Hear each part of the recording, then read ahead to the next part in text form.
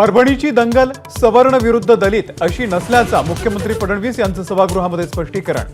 तोडफोड आणि जाळपोळीमध्ये 1 कोटींपेक्षा जास्त नुकसान झाल्याची माहिती।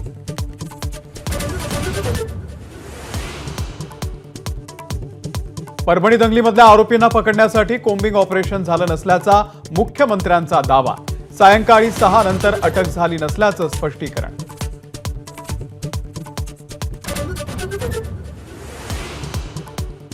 न्यायालयीन कोठडीमध्ये सोमनाथ सूर्यवंशी यांना मारहाण झाली नाही, मुख्यमंत्र्यांचा खुलासा।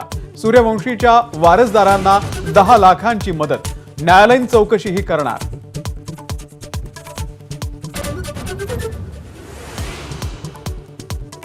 मस्साजोग सरपंच हत्या प्रकरणामध्ये सर्व आरोपींवरती मकोकाच्या अंतर्गत कारवाई।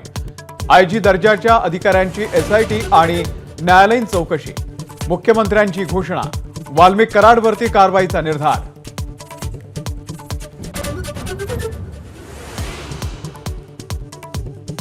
बीड आणि परभणी प्रकरणामध्ये सरकारचा खोटारडेपणा। मुख्यमंत्र्यांच्या निवेदनानंतर महाविकास आघाडीचा हल्लाबोल।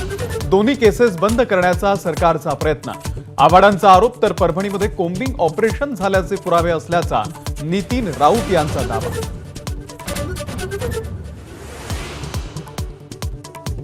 कल्याणमधील मराठी कुटुंबाला मारहाणीचे विधानसभेमध्ये पडसाद। महाराष्ट्रामध्ये मराठी माणसाची गळचेपी होत असल्याचा विरोधकांचा आरोप।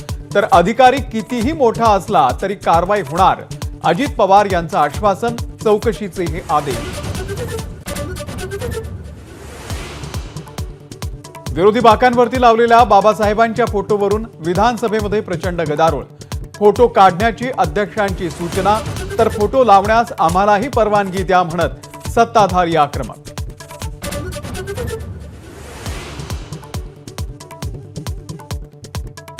भाजप खासदार अपराजित सारंगे यांच्याकडून प्रियंका गांधी यांना बॅग भेट। बॅगवरती 1984 मधील शीख विरोधी दंगलीचा रक्ताळलेला फोटो।